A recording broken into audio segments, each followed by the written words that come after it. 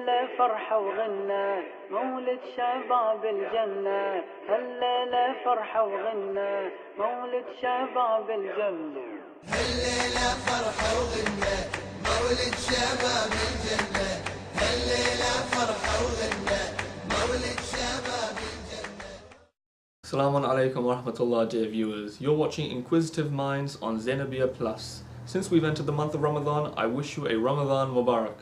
Here on the Zainabiya Plus website and the YouTube channel, we'll be uploading episodes throughout the whole of the month. I'm your host, Mazahir Miraj. So let me introduce for us our guest. I have with me today Mohammad Abbas Jaffer, currently a primary school teacher, but also an English graduate. Mohammad Abbas, tell us about yourself. Like you said, I'm a primary school teacher just now. I graduated, did my PGCE, just finished. I've taken 1 year out, in which time I spent travelling teaching English as a foreign language. Before that, I travelled to Africa and spent 3 weeks there teaching English as well. Yes, I remember you mentioning that you travelled to Africa to teach English at Kibaha in WIPAHS. Tell me about that experience. Yeah, spent 3 weeks there. I went there mainly to teach English to the children there. They've got a primary school and a secondary school, and they're building a university. So in the mornings I teach them English. The kids really wanted to learn because the classrooms are really small. They don't have much there, just blackboards and chalk and a few tables. But there were about 40-50 children in one class. So they did actually want to learn, and that makes your job much easier when you've got students who are enthusiastic. So I was teaching English in the morning, and in the afternoons I'd help out at the orphanage for the nursery age children, so there were about 3 or 4. They didn't have a mother or a father. Some of them had no one with them, so they were at this school, and most of the work was done in their garden because the garden was overgrown and there were thorns and sharp objects in the ground. So we were cleaning that up and building them a playground. So in the afternoons I spent most of my afternoons with them. Oh, mashallah. Yeah, I'm sure they rely heavily on the work of volunteers to carry out projects such as the one you just mentioned about building a playground for the children. Is there anything else that they do? They do so much. They've got an optician's practice there, so they give work to the local qualified Africans who have gone to university, and then they come back and they help out. When I was there, they were building a maternity ward. I think they finished that now, and again they give job to local Africans, and they help all the people in the surrounding villages. So it's the village helping the village. They've got the dental practice as well, and I know some of my friends who are studying dentistry here have gone to Kibaha to help out with the dentistry there. And like I said, the orphanage, the school, and they're looking to build a university as well. They've got 80 acres of land, and so far they've only built on about 2 acres, so they still have 78 acres more to build on. And like I said, I think they want to become self-sufficient. So they've got their own water resource, they generate their own electricity, they grow their own food, and they employ local farmers to help out. So the rest of the land is just being used as housing and farmland just now, but obviously there's so much more that they want to expand on. That's actually really interesting. I remember when speaking to you earlier, you mentioned something about well digging projects. Did you get involved into that too? We went to visit the wells. We didn't have enough time, unfortunately, to actually help with the digging. But they're digging wells quite a way away from Kibaha, where there's some land where there's the need for the wells. And that's when I was there, they'd just begun with that. So they just started digging the wells, but obviously there's not any clean water for miles and miles around. So it's a really good thing. Yeah, it's interesting you mentioned that they're digging the wells outside Kibaha, because a lot of people might be under the impression that these humanitarian projects are happening just in Kibaha, but it's happening in other cities too, right? No, it's happening all across East Africa. Kibaha is the largest complex they have, and they still want to expand it, but there are other smaller villages who need it more, and that's where they're doing the work. So how did you get involved with the project? I saw it advertised on the college website.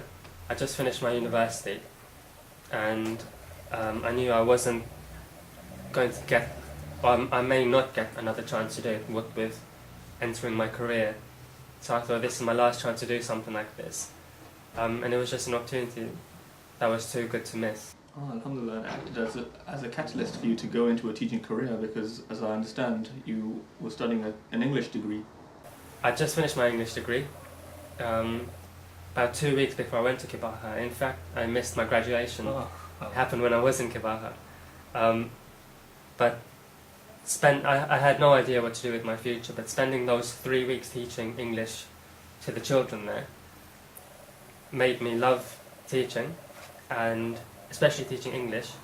So when I came back, I heard about the TEFL course, which I did. It took a month, and then alhamdulillah I was able to travel around to Africa, to Spain, and back in London to teach English. Before we move on to the TEFL course and your experience in Spain, you spent 3 weeks in Kibaha.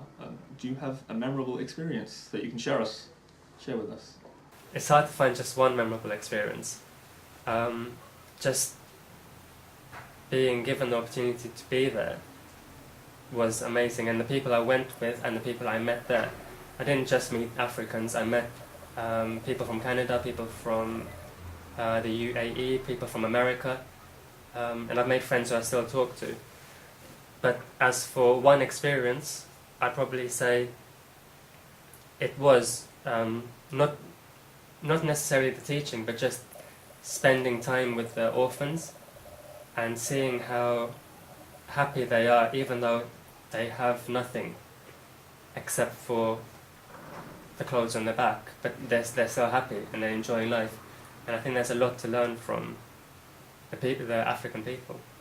What advice would you give to anyone wanting to go on to a journey like this? I'd say go, because who knows if you're going to get the chance again. So if you see it advertised, if you go on the college website, they run this program every year. Just sign up to it and you can go. If you can't make it in the summer, then the organisation in Kibaha, the WIPAHS organisation, welcomes people all throughout the year. So you can go whenever you want and for as long as you want. Alhamdulillah. You mentioned you spent some time in Spain. You were teaching there too? Yeah, after I finished my teaching English as a foreign language, my TEFL course, I got accepted onto a government-funded teaching program for 1 month, and they sent us to southern Spain, where I taught English to adults every day for a month. Well, I guess this is where your journey into teaching is really coming into place. Did you find the need to use all the experience you gained in Africa into this TEFL course? I learned so much in Africa. Without Africa, I wouldn't have been able to create the lessons or know how the students learn best. So in that sense, Africa taught me a lot about how to teach. Alhamdulillah. How long were you there for then? In Spain? In Spain, yeah. I was in Spain for 4 weeks. Wow. MashaAllah. Well, alhamdulillah, you're a primary school teacher now after completing your PGCE. How's that going for you? I've been working at my job for only 3 weeks, and I start again in September with my first ever proper class. Like you said, I just finished my PGCE, which is just a 1-year conversion course into teaching. Alhamdulillah, I qualified, and alhamdulillah, I got a job as well, and I'm just really enjoying it. Looking at yourself now then, how would you describe yourself before you went to your first teaching experience in Africa? Before I stepped in front of those 50 children in a room in Africa, I was so nervous. Before, I wasn't confident speaking in front of large groups, and Especially children screaming around. especially 50 children. But it gave me the confidence to stand up because, and like I said, because they were enthusiastic, because they wanted to learn, it made it much easier, and I got my confidence from them. And it wasn't like standing up in front of them, it was just like we're having a conversation. It's just really relaxed, and from there I took on into my TEFL course and into Spain and into my current job, and alhamdulillah, now I just enjoy teaching, and there's no nerves that come with it. Alhamdulillah. I'm sure many of our viewers would like to pursue a career in teaching. What advice would you give to them? I'd say get some experience beforehand, and just to make sure that it is the career for you, and get experience not just in one field, get experience in lots of different professions, try them out, and then if you decide on teaching, get experience in primary school, secondary school, even abroad. So do go to like Spain or Kibaha, go through college and WIPAHS, and go and see what it's like teaching in different countries and how it compares to the English education system. Alhamdulillah. Well, that's all we have time for. Join us next time.